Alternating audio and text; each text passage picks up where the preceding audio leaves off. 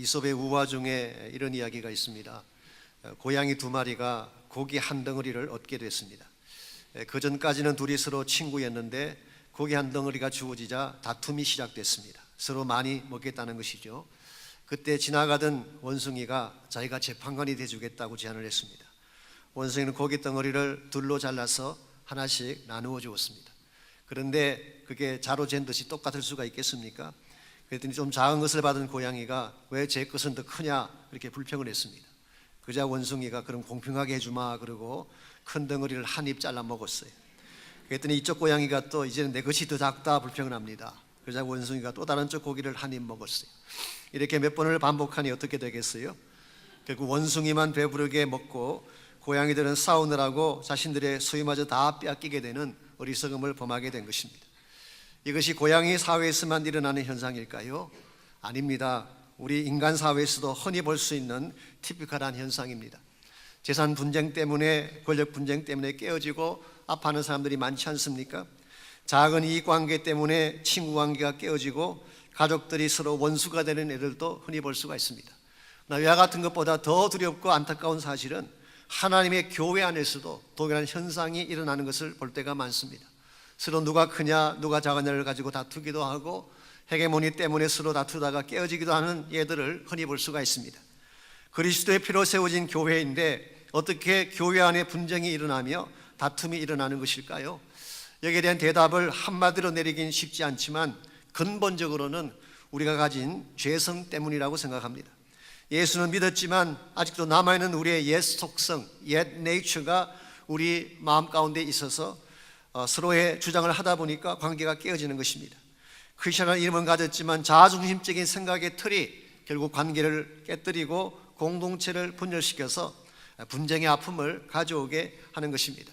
우리가 이 분쟁의 아픔, 깨어짐의 아픔을 넘어서지 아니하면 무엇을 가지도 행복할 수가 없고 건강할 수가 없습니다. 이런 의미에서 오늘 아침 물어야 될 중요한 질문이 이것입니다.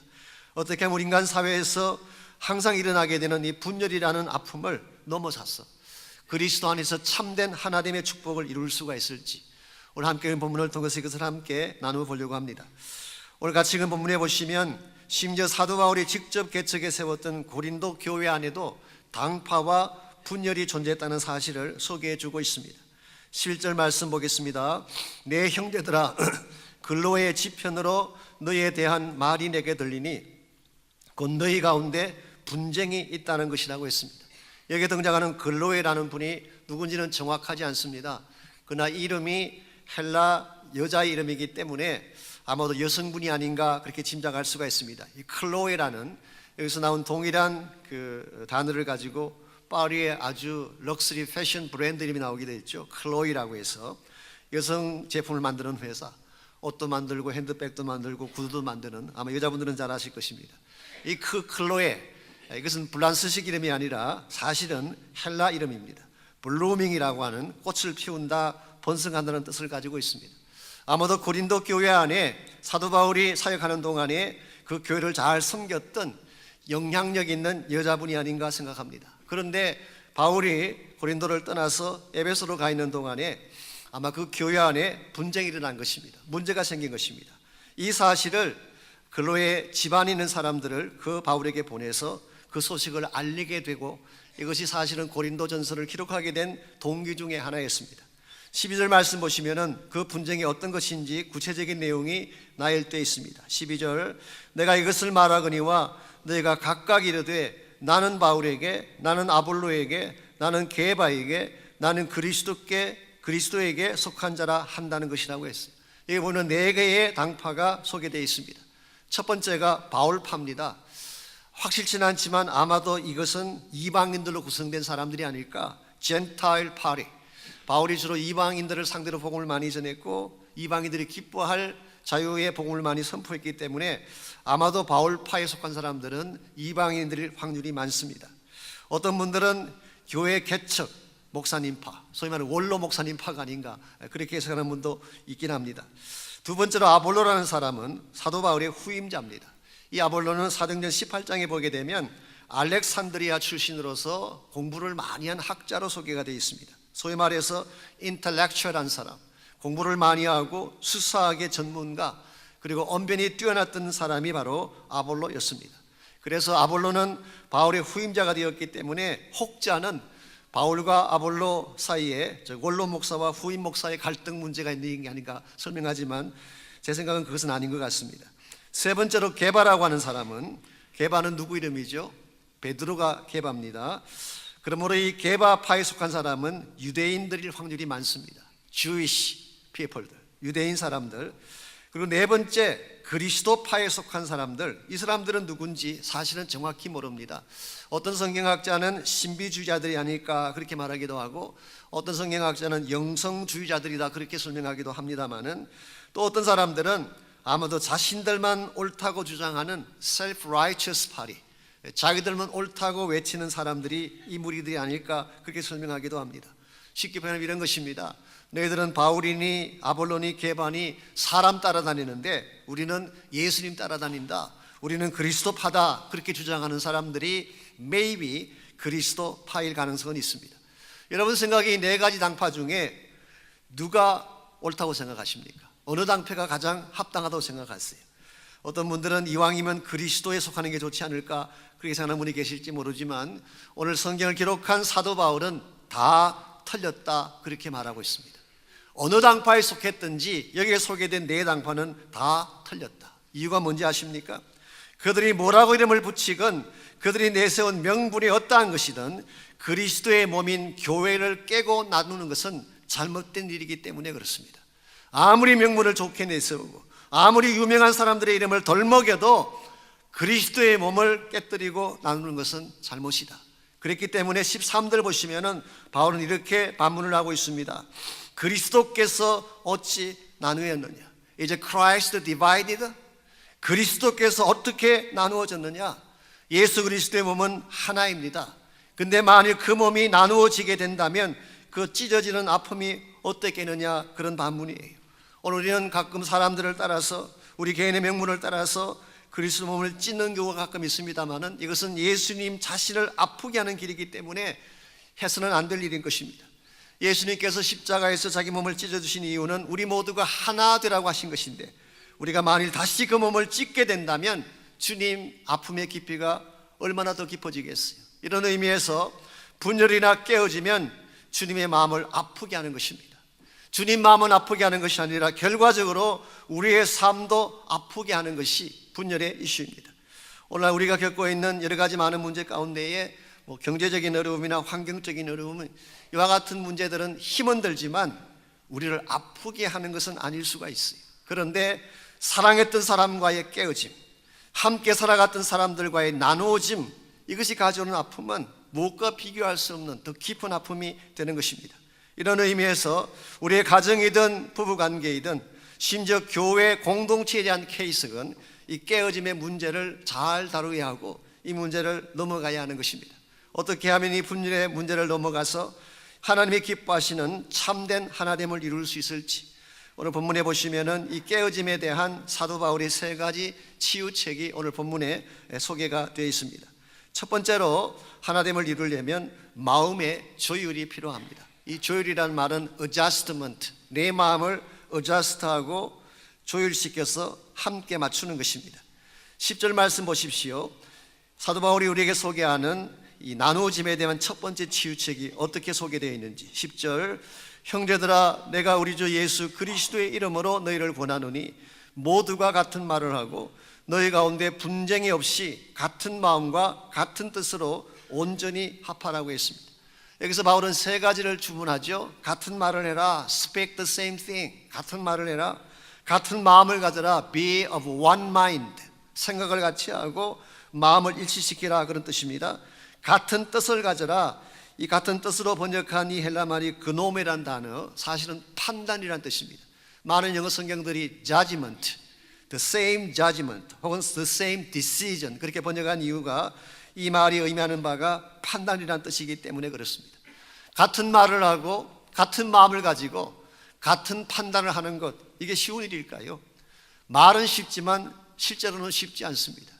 유대인들이 하는 말 중에 유대인 3명이 모이면 4가지 의견이 나온다는 그런 말이 있어요. 세 사람이 각자 내놓는 의견 세 가지가 있고 거기다가 세 개를 합쳐서 만드는 의견, 그래서 네 가지 의견이 나온다는 것입니다. 오늘 사람들의 마음은 이와 같이 다양하고 다를 수밖에 없어요. 관점이 다르고 가치관이 다르고 보는 눈이 다른데 어떻게 한 마음이 되고 한 뜻이 되고 같은 말을 할 수가 있겠어요? 얼핏 보게 되면 이상적으로 보이긴 하지만 실제로는 이룰 수 없는 그런 분부처럼 느껴질지 모르지만 오늘 본문의 마지막 단어가 여기에 대한 해답을 제시하고 있습니다. 온전히 합하라, 이 말 속에 사도 바울이 정말 하고 싶은 말이 담겨져 있습니다. 이 말은 카타르티조라고 하는 헬라말 한 단어예요. 카타르티조. 이것은 여러 가지로 번역할 수가 있지만 많은 영어 성경들이 fit together 그렇게 번역했어요. 원래 기능을 다할 수 있도록 서로 조화시키고 조율해서 맞추어라. 깨어지고 나누어진 많은 조각들이 있는데 그것을 fit together, 다 합쳐서 조율해서 하나를 만들어라, 이제 그런 의미로 해석을 했어요.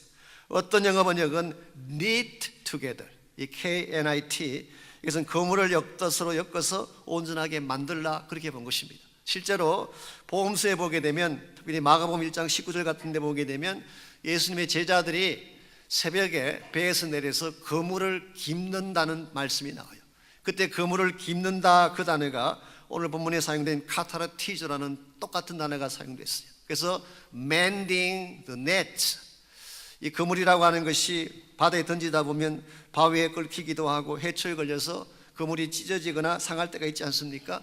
그런데 이 고기잡이를 다 마친 어부들이 새벽에 배에서 내려서 그 찢어지고 엉켜있는 그물을 다시 멘딩하는 것, 이것을 오늘 본문에 사용된 카타르티조 가지고 있는 의미입니다. 그러므로 우리의 마음 자체가 처음부터 하나 될 수 없어요. 다 깨어져 있고 나누어져 있고 그리고 서로 각자 나가는 그런 상태에 있지만 이와 같은 나의 마음을 fit together 하는 것입니다. 조율하고 다스려서 다른 사람들과 함께 갈 수 있도록 마음을 맞추어 주는 것, 이게 오늘 본문에서 바울이 강조하고 있는 말씀의 핵심입니다. 특별히 예수 그리스도 안에서 나의 뜻과 나의 주장을 다 내려놓고 주님이 기뻐하시는 한 방향으로 나가려고 할 때, 그때 우리의 마음이 하나가 될 수 있고 함께 갈 수가 있는 것입니다. 사실 성숙이라고 하는 것이 다른 건 아닙니다. 나의 것을 내려놓는 것이 성숙이에요. 내가 하고 싶은 말 다 하고 내가 갖고 싶은 거 다 가지면서 성숙을 이야기할 수가 없어요. 그래서 성숙한 사람은 자신을 어자스트 할 수 있어요. 자신을 조율할 수 있고 다스릴 수 있는 사람. 근데 어린아이들은 이게 안 돼요. 아이들은 자기 원하는 것을 가져야지 싸움을 멈추는 것입니다. 언젠가 대학교 동창회에서 보내준 신문에 보니까 여자분들의 성숙함에 대한 재미있는 글이 실려 있었습니다. 어떤 부부가 케이크 한 개를 놓고 서로 먹겠다고 싸움을 했어요. 근데 둘 사이 해결이 안 돼서 판사에게 이 문제를 가져갔을 때 판사가 어떤 판결을 내릴까라고 하는 질문이었어요. 세 가지 가능성이 주어졌습니다. 첫 번째, 남자가 100% 잘못했다. 두 번째, 둘 다 반반이다. 50% 50%. 세 번째, 여자가 100% 잘못했다. 어느 게 답일까요? 그 글에 의하면 3번이 정답이래요. 여자가 100% 잘못했다. 왜냐하면 어른이 아이하고 싸운 케이스이기 때문에. 남자들은 원래 어린아이들이잖아요. 어린아이 같은 남자들을 성숙한 여자분들이 양보를 해야지 그 남자들하고 싸워서 되겠어요? 저는 저희 교회가 참 아름다운 이유 중에 하나가 여자분들이 참 성숙하세요. 저보다도 훨씬 여자분들이 더 성숙하고 잘 참아주시기 때문에 교회가 안정되게 진행되는 것 같습니다. 여러분, 내가 원하는 것을 다 하는 것은 성숙이 아니에요. 양보할 줄 알아야 돼요. 나의 것을 내려놓고 조율할 줄 아는 마음, 이게 바로 성숙인 것입니다. 여러분 인생 가운데도 관계성에 갈등이 생길 때가 있죠. 그때에 내가 나를 어자스트하는 것입니다. 뭐가 나고 삐뚤어진 나의 마음을 다 다듬어서 함께 갈 수 있도록 마음을 맞춰주는 거예요. 여러분께서 그와 같은 일을 하는 것이 너무 힘들고 어렵다면 성령님께 기도하시기 바랍니다. 성령이 나의 마음을 다스려 주시고 내 심령 안에 모나고 삐뚤어진 것들이 많은데 성령님 내 마음을 다시 어자스트 시켜 주십시오. 잘 조율시켜 주셔서 한 마음 되어 갈 수 있도록 은혜를 베풀어달라고 기도하시게 되면 여러분이 설사 의견이 달라도 같이 갈 수가 있고 다른 생각을 가지고 있어도 한 뜻을 이루어 갈 수가 있는 것입니다. 이와 같이 우리가 한 몸이 되려면, 하나가 되려면 1차적으로 마음을 조율시켜야 됩니다. 두 번째로 필요한 것이 자신을 비우는 것입니다. 자신을 비울 때에 하나가 될 수 있습니다. 13절 말씀 보시면은 사도 바울은 그리스도의 하나됨을 말씀하신 후에 이와 같은 말씀을 적고 있습니다. 바울이 너희를 위하여 십자가에 못 박혔으며 바울의 이름으로 너희가 침례를 받았느냐. 여기서 사도 바울은 우리 모두가 주목해야 될 본질을 언급하고 있습니다. 그 본질은 바로 예수 그리스도의 십자가입니다. 오늘 너희가 여기에 서게 된 근본 이유가 뭐냐? 너희들이 구원받고 하나님의 자녀가 된 근본 이유는 그 어떤 위대한 인간 때문이 아니라 예수 그리스도의 십자가 때문이다. 심지어 인간 바울이, 그 인간이 사도 바울 자신일지라도 바울이 너희들의 구원을 위해서 행하는 것은 아무것도 없다. 오직 예수 그리스도와 그의 십자가만이 본질이다. 사도 바울은 이 사실을 누구보다 깊이 인식했기 때문에 교회 안에 그가 남겼던 업적이 아무리 클지라도, 그가 남겼던 공로가 아무리 클지라도 그 모든 것들을 다 내려놓고 십자가에 주목하기를 주문하고 있습니다. 이게 바울의 위대한 점이에요. 그래서 14절부터 16절까지를 보게 되면 사도 바울이 본인이 행했던 침례받은 사람들의 숫자를 소개하고 있습니다. 먼저 14절 보시면은 나는 그리스도와 가이오 외에는 너희 중 아무에게도 내가 침례 베풀지 않은 것을 감사한다. 여기 두 사람이 나오죠. 그리스도라고 하는 사람은 사도행전 18장 8절에 보면 바울이 복음 전할 때, 고린도서 복음 전할 때 회당장이었습니다. 근데 예수님 영접하고 침례받았던 인물이죠. 두 번째로 등장하는 가이오라고 하는 사람은 로마서 16장 23절에 보면 사도 바울을 접대했던 인물. 지난번 로마서 공부할 때 말씀드렸지만 바울이 예루살렘 올라가기 직전에 AD 56년, 57년을 보내는 그 3개월 동안 고린도에서 머물면서 기록한 편지가 로마서라고 말씀드렸습니다. 그때에 가이오라고 하는 사람이 고린도에 바울이 머물 때에 바울을 잘 섬겼던 사람이에요. 어쩌면 요한 3서에 나오는 가이오와 동일한 인물일 가능성이 많다고 합니다. 이 요한 3서에 보게 되면 가이오라는 사람이 나오는데 이 사람은 나그네를 대접하고 순회 선교사들을 잘 대접했던, 쉽게 표현하면 a man of hospitality, 이 박애심이 뛰어나고 많은 사람들에게 베풀기를 원했던 사람, 이 사람이 가이오였습니다. 이 두 사람 외에 다른 사람에게 침례 준 게 없다. 그리고 16절에서 딱 한 명을 더 언급하는데요, 이 사람은 스데바나 집사람. 고린도서 16장 15절에 보면은 이 사람을 아가야의 첫 열매라고 밝혔어요. 즉 바울이 고린도에 들어가서 제일 첫 번째 예수님 영접시키고 개종시켰던 사람. 그래서 바울이 지금까지 고린도와 관련해서 사역하면서 이 세 사람 외에는 누구에게도 침례를 베풀지 않은 것을 감사한다. 바울이 왜 이와 같은 언급을 하고 있을까요? 침례의 의미를 격화시키기 위해서? 그게 아닙니다. 침례라고 하는 것은 바울이 만든 게 아니에요. 예수님께서 분부하신 것입니다. 마태복음 28장 19절에 보게 되면 너희는 가서 모든 족속을 제자 삼은 후에 아버지와 아들과 성령의 이름으로 침례를 주라, 그렇게 분부하셨어요. 그러나 침례의 시작자는 바울이 아니라 예수님 자신이에요. 오늘 본문을 통해서 바울은 그 사실을 밝히고 싶은 것입니다. 이 침례의 시작자도 내가 아니고 주치자도 난 아니다. 나는 다만 도구일 뿐이지 진짜 중요한 분은 예수 그리스도다. 이 사실을 밝히기 위해서 본인이 침례 준 자가 얼마 안 된다는 사실을 밝힌 거예요. 많은 성경학자들이 그렇게 말씀을 하고 있습니다. 그 당시 교회 안에 자기 팔을 확장하기 위해서 다투어가며 침례를 주는 일들이 많았대요. 내가 침례를 주면 침례받은 그 사람은 나의 사람이 되는 것입니다. 그런데 이게 맞나요? 내가 침례를 주면 그 사람이 내 사람이 되어야 할까요? 아닙니다. 내가 침례 준 그 사람은 그리스도의 사람이 되어야 맞는 것입니다. 그게 성서적이에요. 조금 다른 이야기이긴 합니다만 오늘날 교회 안에 제자훈련을 많이 하지 않습니까? 이 제자훈련의 위험성 중에 하나가 이것입니다. 자기 사람 만들기로 변질될 가능성이 있어요. 내가 누구를 제자훈련 시켰습니다. 그러면 그 사람이 자기를 따르는, 자기의 제자화시키는, 이건 굉장히 위험하고 잘못된 것입니다. 제자훈련의 목적은 그리스도를 따르는 사람을 만드는 거예요. 나를 따르는 자가 아니라 follower of Christ, 그리스도를 따르는 자가 되게 하는 것이 참된 제자훈련의 목적이에요. 이런 의미에서 오늘 본문을 기록한 사도 바울 참 귀한 분이라고 생각합니다. 바울이 고린도 교회 안에서 18개월 사역하면서 얼마나 많은 사역했겠어요. 사실 개종시키고 복음 전한 사람이 한두 명이겠습니까? 그러나 바울은 선포합니다. 나의 것은 중요하지 않다. 나의 이름은 중요하지 않다. 오직 예수 그리스도의 이름이 드러나야 된다. 그리고 나는 아무것도 아니고 그리스도가 전부라는 고백을 선포하는 것입니다. 오늘날 교회 안에서 일어나고 있는 대다수의 문제들은 누구 때문인지 아세요? 나 때문이에요. 나를 비우지 못했기 때문에, 나를 내려놓지 못했기 때문에 문제가 생기는 것이지, 나의 주장을 다 내려놓고 그리스도가 다스리게 한다면 교회도 달라질 수가 있고 여러분의 가정도 달라질 수가 있습니다. 내가 열심히 일하는 것, 내가 주인 되어 일하는 것이 인생을 더 부유하게 만들까요? 예수님이 주인 되셔서 나의 삶을 다스리는 것이 더 부유한 인생의 비결일까요? 당연히 그리스도가 다스릴 때입니다. 교회 사역도 마찬가지입니다. 물론 사람들이 일을 해야 되지만 우리를 다스리는 분은 예수님 한 분밖에 없어요. 그리스도가 교회의 주인이 돼야지 사람이 교회의 주인 노릇한다든가 역할을 하게 되면 항상 문제가 생기고 분쟁이 일어나는 것입니다. 나를 낮추는 만큼, 나를 작게 여기는 만큼 그리스도의 능력은 더 극대화되어지고 그때 교회든 개인의 삶이든 더 파워풀한 열매들이 나타나는 것입니다. 한국의 그 TV 프로그램 중에는 재밌는 프로그램들이 참 많은가 봐요. 솔직히 제가 잘 못 보아서 저는 잘 모르는데 어떤 그 글을 보니까 한국의 알쓸신잡이라고 하는 그런 프로가 있대요. 혹시 보셨어요? 알쓸신잡. 이게 무슨 약자냐고 하면 알아두면 쓸데없는 신비한 잡학사전이라고 하는 뜻이에요.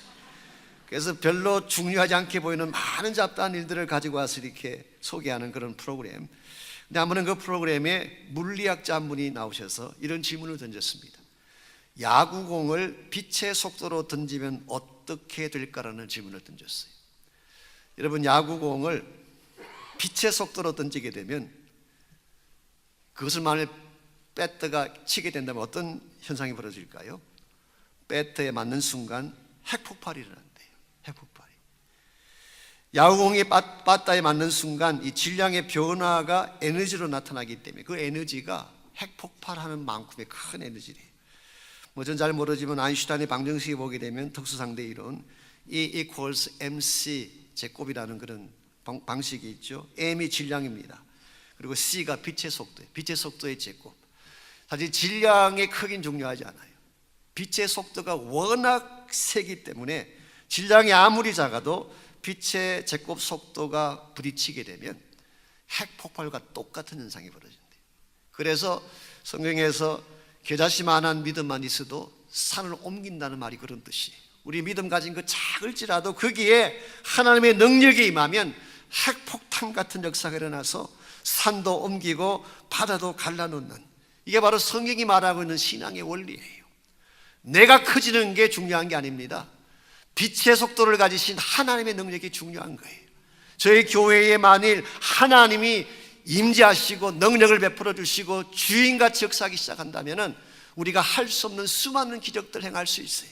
수많은 능력들이 나타나게 되는 것입니다. 그런 면에서 나를 내세우는 것이 성공의 비결이 아니라 나를 낮추고 그리스도가 일하게 하시는 것, 이거를 바울이 말하고 있는 나를 비움으로써 하나 되게 하는 두 번째 비결이에요. 이와 같이 우리 모두가 하나 되고 한 몸을 이루기를 정말 원한다면 1차적으로 내 마음을 조율해야 되겠죠. 두 번째는 나를 비워낼 때 그리스도로 말미암아 전체가 하나됨을 이루는 것입니다.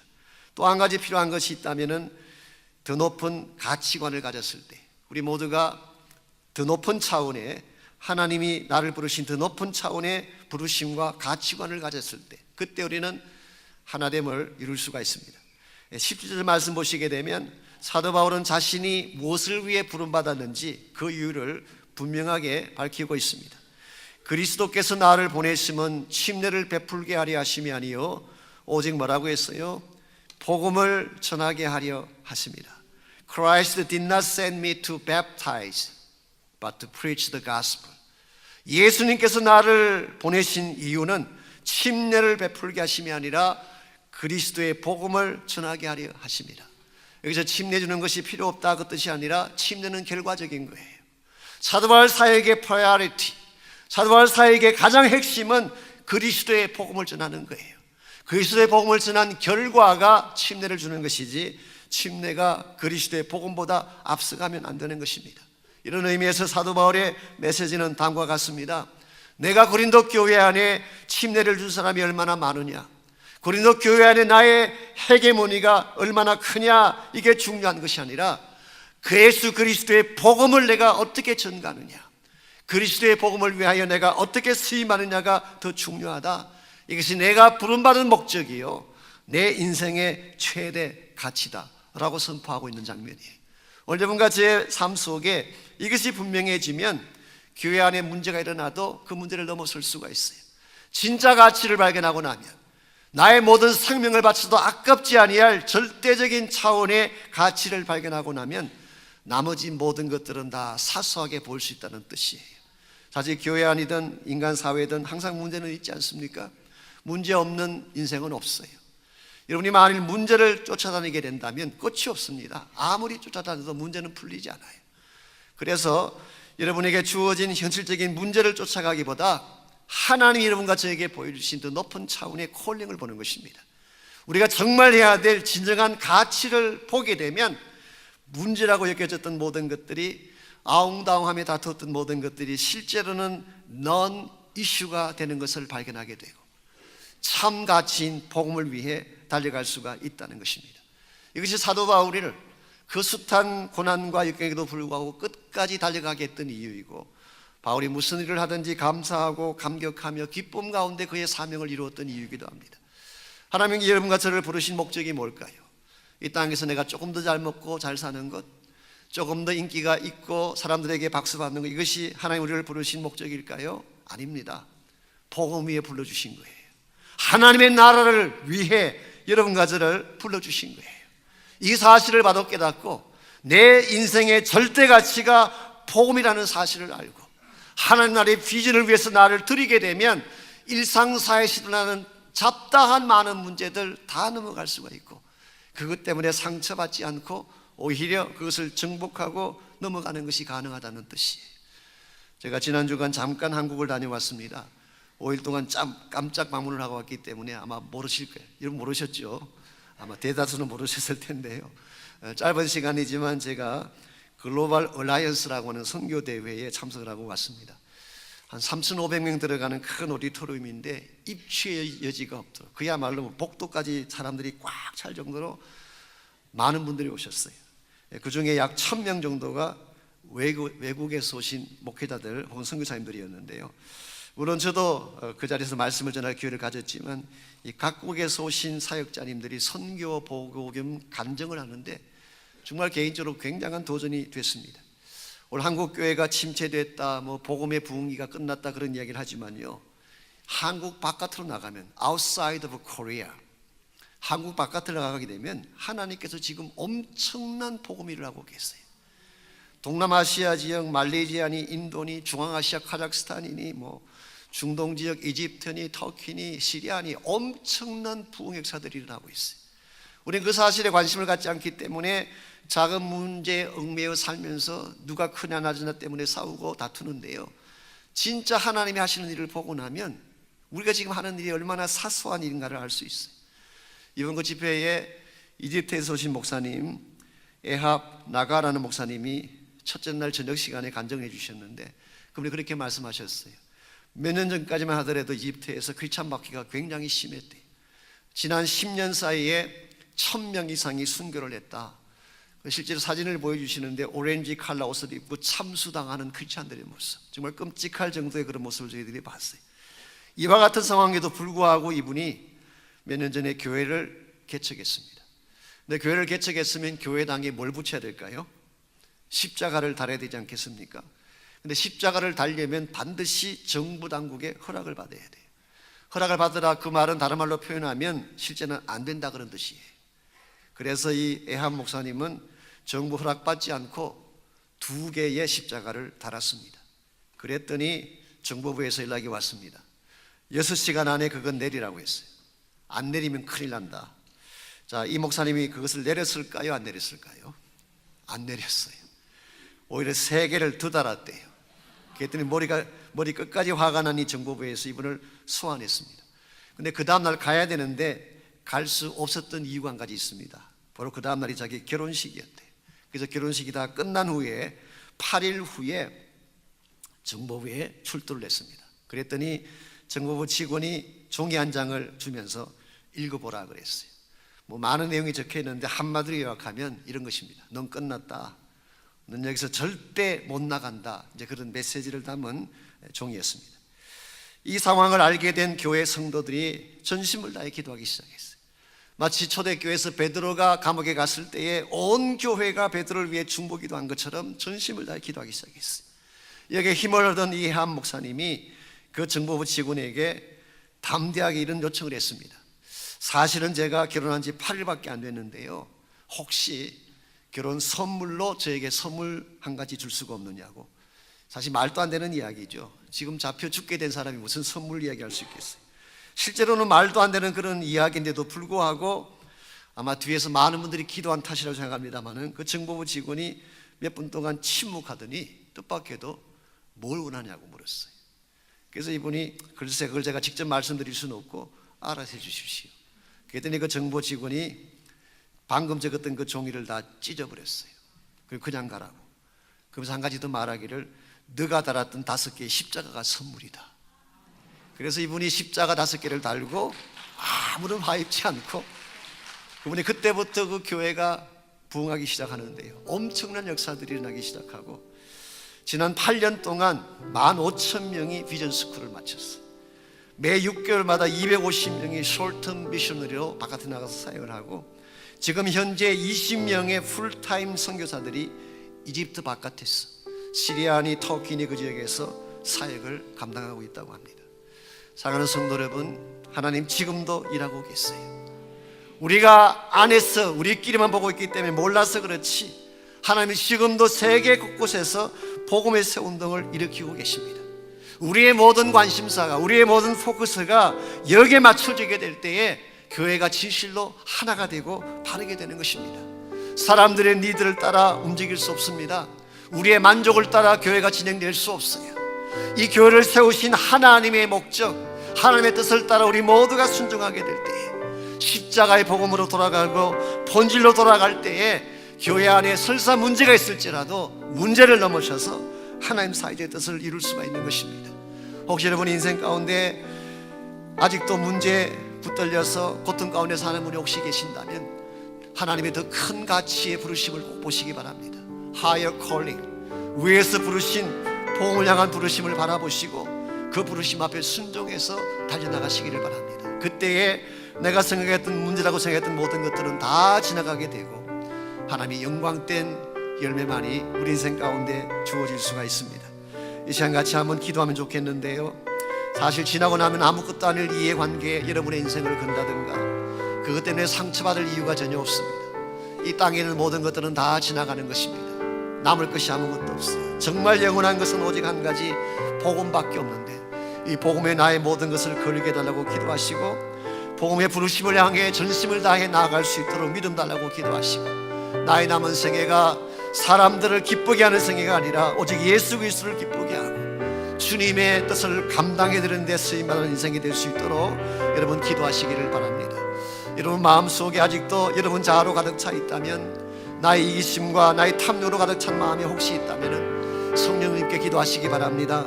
모나고 삐뚤어진 나의 모든 마음을 다 다스려 주시고 그리스도의 마음으로 나의 심령을 채워주십시오. 사랑하게 하시고 용납하게 하시고 비우게 하시고 오직 그리스도 한 분만 자랑하게 하십시오. 이와 같은 고백으로 우리 함께 기도할 수 있기를 바랍니다. 같이 한 목소리로 기도합니다.